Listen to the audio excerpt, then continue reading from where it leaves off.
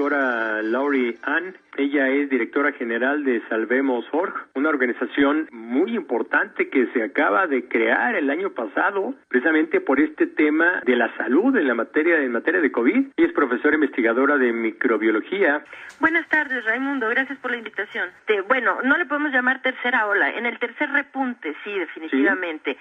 En nuestro país, como nunca hemos llegado a tener un control epidemiológico de la pandemia, se habla de una sola ola, pero diferentes repuntes dentro de ella, ¿no? Entonces, el primero fue el que tuvimos en el verano pasado, el segundo en diciembre y enero, estos que acaban de pasar, y ahora sí, estamos en el tercer repunte y la situación pinta para que posiblemente sea peor que los dos anteriores. Estamos viendo las cifras, los contagios por día, más de 8,000, no dudo que vayamos a rebasar los 10,000, pero el número de muertes, de fallecidos, afortunadamente, que bueno, en Japón están espantados porque se les mueren 19 personas al día.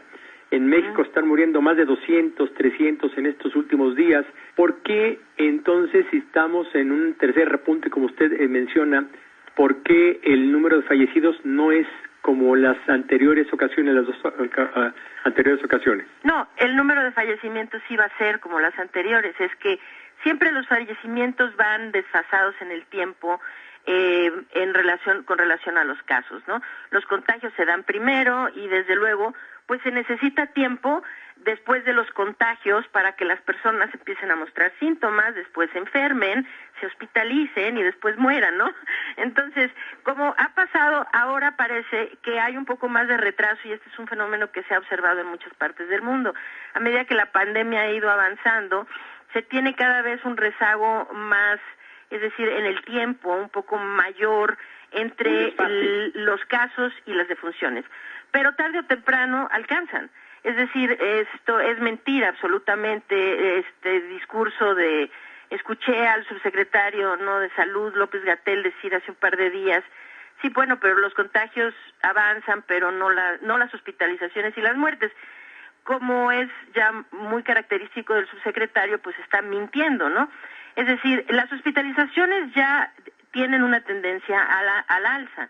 Y hay estados en donde la capacidad hospitalaria ya es de mucha preocupación, en algunas regiones de Sinaloa, de Baja California, de Yucatán, etcétera, ¿no? Y en Ciudad de México, en algunos municipios y delegaciones. Entonces, pues es mentira que no se esté reflejando en las hospitalizaciones o que vaya a ser menos grave lo que se vea en cuanto a hospitalizaciones y muertes. En nuestro país se ha vacunado a menos del 20% de la población tiene un esquema completo de vacunación.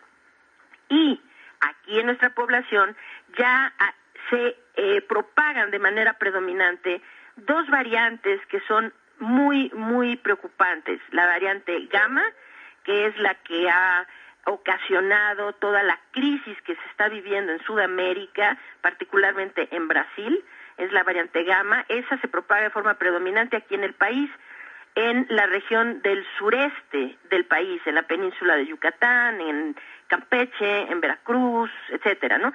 En Tabasco y demás. Y en la región noroeste del país, particularmente Baja California Sur, Sonora, Sinaloa y en la Ciudad de México, se propaga ya también de forma predominante, pero en estas regiones la variante Delta.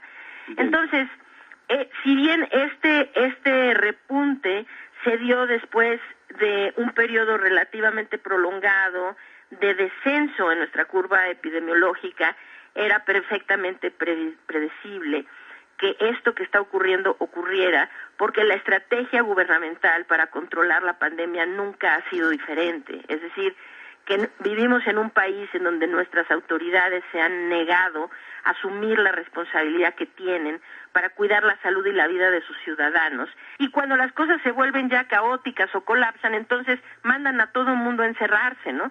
Esto está teniendo un perjuicio gigantesco en nuestra economía, en la educación, en nuestras actividades sociales y culturales y demás, ¿no? Porque no puede ser posible. Los confinamientos no son una estrategia de salud pública, ¿no? deberían de ser utilizados solo como un último recurso, o los confinamientos no sirven para detener al virus, sirven nada más para tratar de mitigar una catástrofe que ya está ocurriendo, ¿no? La respuesta corta es sí, estamos en el tercer repunte. La velocidad de avance de este repunte es mucho más acelerada que en cualquiera de los dos anteriores, y ya el repunte también es muy evidente aquí en la Ciudad de México. Con la experiencia que tenemos y conociendo ya el proceder de las autoridades, ¿es posible que se cambie de color en el semáforo en la Ciudad de México, la zona metropolitana, desde su óptica? Bueno, desde el viernes anterior, Baja California Sur ya tendría que haber estado en semáforo rojo de acuerdo con los criterios que la propia Secretaría de Salud estableció, ¿no? Para hacer los cálculos de los semáforos. En muchas entidades que se quedaron en amarillo tendrían que haber realmente estado en naranja, incluida la Ciudad de México. Ya tenía el puntaje para estar en naranja y la dejaron en amarillo. Fingieron antes de las elecciones que íbamos muy bien para utilizar las acciones de la pandemia con fines proselitistas, ¿no? Y entonces regresan a todos los niños y a los jóvenes a la escuela, lo que hacen simplemente es disparar todavía más los contagios. Claro. En el momento que las variantes están ya propagándose de forma importante en las comunidades, lo único que hicieron fue acelerar eso, ¿no? Y les duró el gusto, ¿qué? Pues un par de semanas. Pues sí, la Ciudad de México ahorita, no sé cómo está el cálculo para este viernes, de acuerdo con los datos públicos que se ponen con todas las variables, ¿no? que tienen que ser tomadas en consideración para el cálculo del semáforo epidemiológico, pero como mínimo la Ciudad de México sí ya tiene el puntaje desde luego para estar en semáforo naranja. ¿El efecto de las vacunas está haciendo efecto a favor de la población, el que esté vacunado un sector de la población? Sí, indiscutiblemente. ¿Sí? Es decir, la vacunación, contrario a lo que el gobierno quiere decir, porque bueno, el interés del gobierno es evidente que es simplemente cuidar su imagen, ¿no? Entonces, pero hablemos con la verdad. La vacunación sí es uno de los únicos medios que tenemos para finalmente un día llegar al final, ver terminada esta crisis causada por COVID-19, ¿no? Entonces, sí, la vacunación va a ser un remedio permanente al problema, pero la vacunación, contrario a lo que las autoridades quieren decirnos, no es una solución rápida, ni tampoco es una solución absoluta al problema.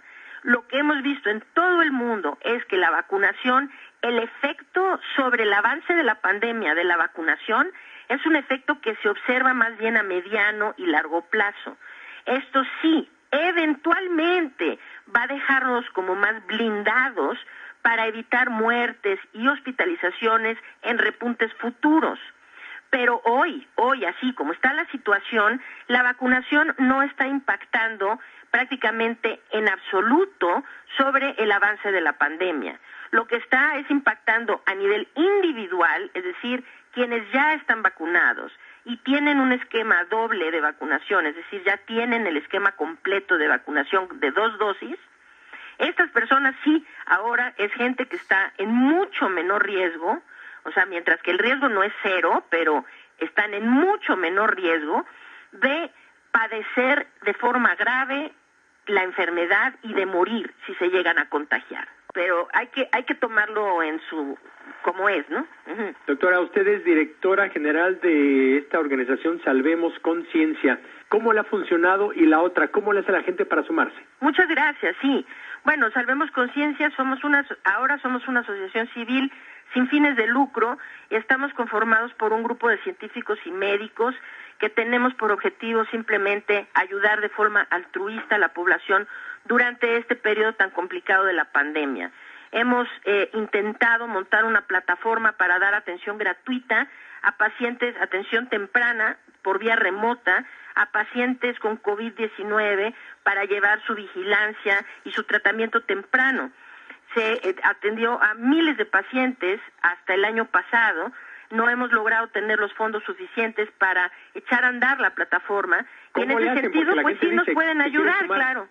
¿Quiere ayudar? ¿Cómo le hacen? A ver, nos pueden ayudar, vayan a la página salvemosconciencia.org, ¿ok? Ahí está una liga a la página de aportaciones y donativos.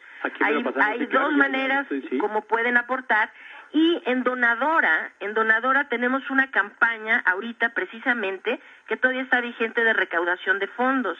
Queremos alcanzar una meta de 750,000 pesos para poder comprar la tecnología de la plataforma y ayudar a la mayor cantidad de mexicanos a sobrepasar este repunte con atención médica de calidad gratuita por vía remota cuando la situación se empiece a complicar.